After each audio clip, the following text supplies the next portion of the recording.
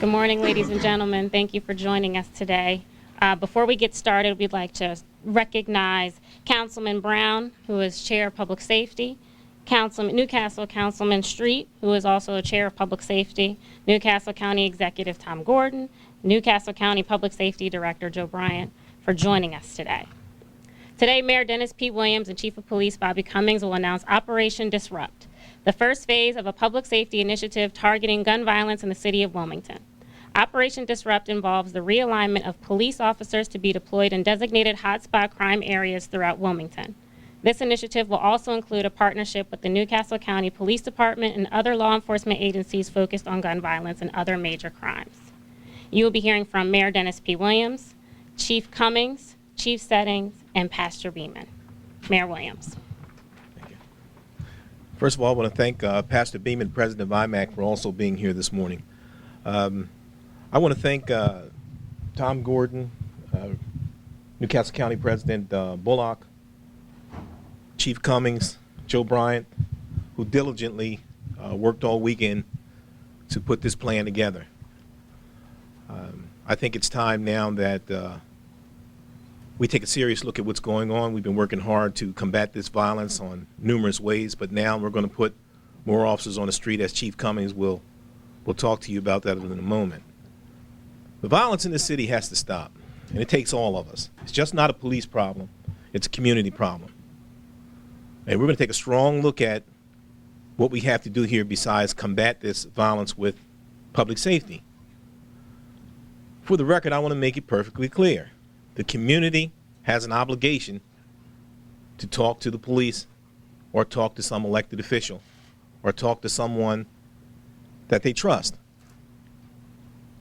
And for this time period, we had this violent weekend. Ladies and gentlemen, we can no longer go like this. And with that, Chief Cummings. Thank you, sir. Good morning, everyone. What brings us here today is the recent rash of violent incidents that have occurred in our city. We have young people within our city shooting each other. This is not acceptable.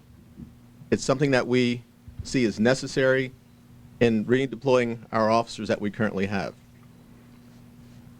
This realignment didn't come easy. It causes us to look at our specialized divisions to see where we can do a little bit less in those areas, but to do more on the streets. In that, we're going to take a lieutenant, 5 sergeants, 22 officers that we will reassign to the hotspot areas within our city. Again, these incidents are occurring with our youth. They're using weapons that are unimaginable. When I listen to the ShotSpotter system and I listen to these incidents that occur, I can only imagine what the residents are going through. So some of the things these officers will be tasked with, because they will be assigned in a uniform presence, based on that presence, we hope to drive down some of these opportunities for crimes to occur. They will be out on foot, again, building stronger relations in the community. Their focus will be to look at those individuals that we know through the crime stats and our data that is collected through our intelligence, those individuals being those young individuals involved in crime will be targeted. We will look at them specifically because as we see these incidents, those are the ones who are our victims, our shooters, and not always your witnesses. We will conduct pedestrian stops. We'll have nighttime curfew in effect in those areas for the juveniles that are hanging out. We'll serve warrants and capiases within those hotspot areas to make sure we make an impact and send the message that this is not acceptable in our city. The shifts the officers will work will be based on our crime analysis, which is determined through our meetings on Wednesdays. To also have an impact in continuing to build our relationships in the community, our captains will be assigned from every division to attend the Civic Association meetings. Because even though we're making these efforts to have a stronger presence and dealing with these individuals, at the same time, we still need to make sure that we reach out to the community, that we are engaged and building these relationships to improve their quality of life. There are also some other enhancements that we're looking to do to free up officers.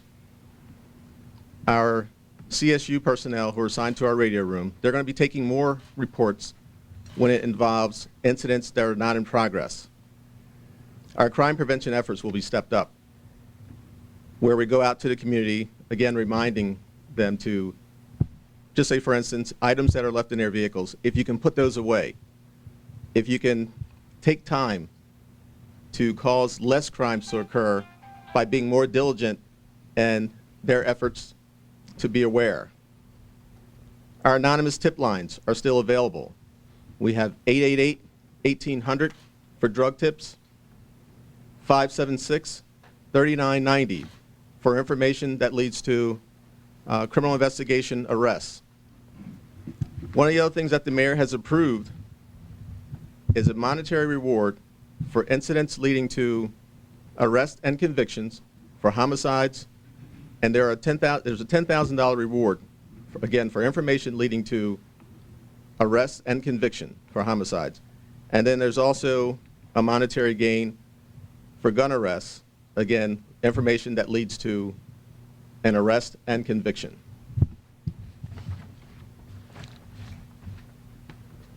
I strongly emphasize that we continue our relationship with the community, that we need your help. This is not a police matter alone. We are willing to have the doors open and continue the line of communications, but we will be putting our officers out in these areas to deal with these major incidents that are occurring. Thank you. I want to welcome Councilman Hollins also, who just stepped in. Ladies and gentlemen, I think the chief put it mildly, but we want you to understand that we're going to need all of your support here because the gloves are off. And when the gloves are off, we're very serious about this. Thank you.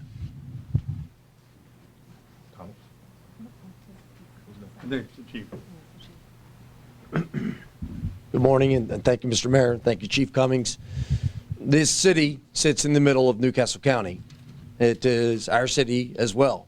The redeployment strategy that the chief has laid out is very clear, and it is a very effective strategy. I know this because it is a similar model to what we use in Newcastle County. However, that being said, if Chief Cummings calls and says it is not enough, or he believes that he needs additional assistance, the Newcastle County Police will stand together with their brothers in the city. I don't know how many, I don't know when or how long, but if they call for help, we are coming. And I appreciate your having me, sir. Thank you. And I apologize, Sister Shabaza. You know, I'm 62 years old. My glasses, I don't have them on. Councilwoman Shabaza is here. I apologize. Thank you. For those of you who do not recognize the acronym, I'm Reverend Sylvester Beeman. I am president of IMAC. IMAC stands for the Interdenominational Ministers Action Council of Wilmington, Delaware, and Newcastle County. I stand here today representing the clergy of the city and the county.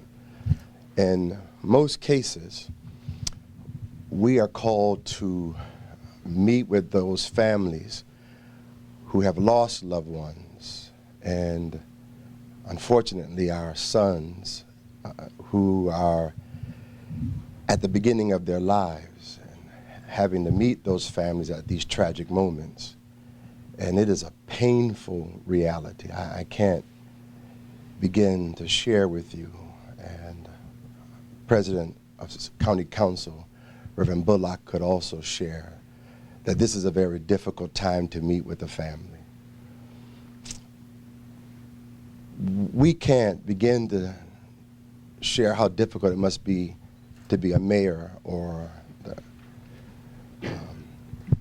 of a city like Wilmington, or to be in Tom Gordon's shoes in the county. And we're not trying to do their job. But as preachers and as faith leaders, we believe our role is to be a bridge to the community. And our role is to help build relationships. While the police, Chief Cummings, Chief Settings are doing their job, we feel our role, because when there is a sense of hopelessness it breeds a void of a moral lack. And we believe as men and women of faith, whether it is preachers, pastors, imams, rabbis, what have you, that we can meet these children at that place of their moral void and begin to converse with them and build relationships, that maybe we can point them in another direction that will move them beyond this violence. And so we represent that aspect of this deployment. And we reach out not just to our pews and not just to the clergy, the ordained, but to our members, to the men in our congregations, our synagogues and mosques, to let's go to the streets. Some of us, and I say some of us, I said some of us, who are ordained, we are former drug dealers and hustlers and people who broke the law. We know the language. We can talk to them at their level. And if God can change us, we know that God can change anybody. And so that's our role. In the clergy of the city, the members of IMAC, we're going to be calling a call meeting, and then we're going to have our own mass meeting and demonstration. One of the things that we said that we're going to do in our last meeting is we believe all life matters. And we did a die-in, but we said we're also going to go into the neighborhood because it's time for the gangsters to stop holding our neighborhoods hostage and go into the neighborhoods where these crimes are taking place and say we're fed up. If Dr. King could break the backs of racism and the moral depravity of the 60s and into the 70s, this is our new war. And we can go into the neighborhoods where these crimes and this moral depravity now exist and break the back of it with soul force. And so we ask that you join us and help us as we join with the mayor, with our county exec, and with both police forces to say that this can be done, and at the same time, save the souls of our children. We will now open the floor for questions from the media.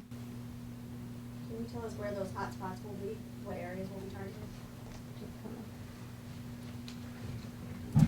Yes, I'm not going to give you specific locations, but we are aware of those through our analysis meetings each week, and we do deploy our officers based on those that information.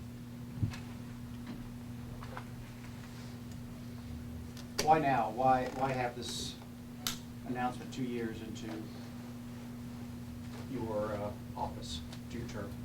Well, we try everything. Like I said, we think outside the box. Things are not working, and so we try to make some changes to adjust to the problem. When you have a spike in crime, yeah, it's reactionary. We know that. But we've tried some things that didn't work, and we're going to go this route. Cure violence, putting money out there for reward money, getting interactive in the community, sitting down with some of these same people that's committing these crimes, talking to them, trying to work things out to make sure that they don't shoot each other. Sometimes it worked, sometimes it didn't.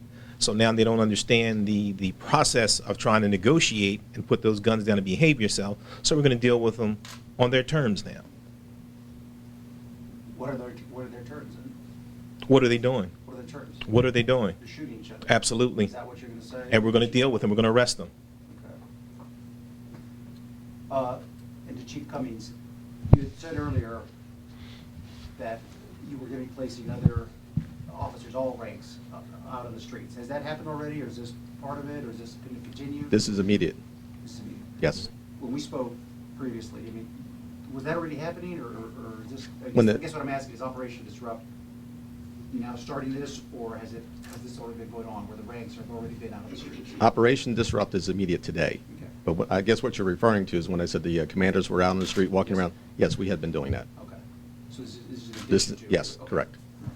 Chief Cummings, can you Yes. tell us what time the curfew will be for youth in those areas? General curfew, I believe, starts at 9 o'clock to about 11 off the top of my head, give or take. Between 9 p.m. and 11 p.m.? Yes. Okay. Yes. Is that going to vary again from weekday to weekend, as it has in the past, in summertime, or? We will deploy our officers based on the information we received through our TAPS meetings, so their shifts will vary. I'm sorry, the curfews that you have in place. For the time periods in which the officers are out on deployment, they will affect enacting the law around curfew.